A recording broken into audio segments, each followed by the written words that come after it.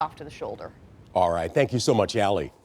Well, closing arguments begin this morning in the trial of the man accused of killing missing East Point teenager Zion Foster. And that means Jaylin Brazier's fate could be in the hands of a jury as early as today. Now, it's been nearly 2.5 years since Zion was last seen. Her body has never been found. And that's a fact that's been at the center of this murder trial. 7 News Detroit reporter Ryan Marshall is joining us live from right outside the courthouse in downtown Detroit. And Ryan, take us inside the final day of testimony.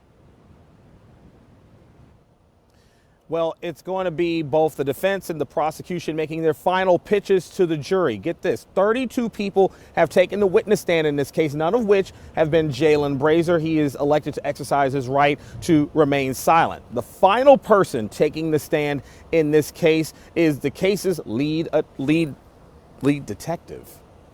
Detective Catherine Gilliman read internet searches extracted from Jaylin Brazier's cell phone. Items she says he searched on January 7th, 2022, 3 days after Zion Foster's disappearance. Are trash trucks also compactors?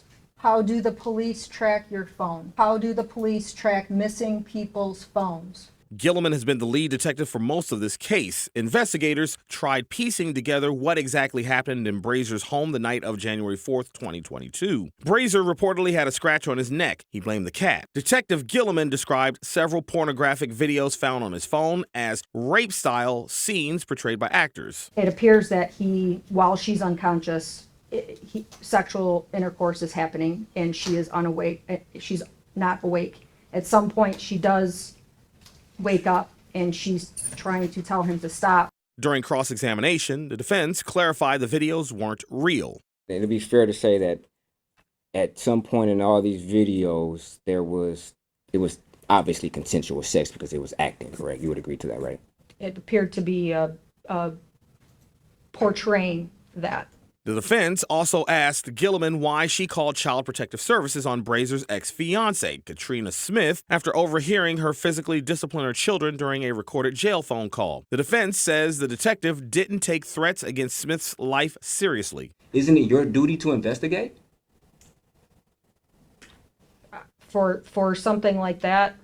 For a death threat. Isn't that your duty to investigate? If you have information that somebody's life is being threatened, isn't it your duty to investigate? Yes. Okay. And you failed to investigate in this particular incident when you knew there was threats on Miss Smith's life, correct? Yes. And closing arguments will begin later on today at 9:30 a.m. We're live in downtown Detroit at the Frank Murphy Hall of Justice. Here in downtown Detroit, I'm Ryan Marshall for 7 News this morning. All right.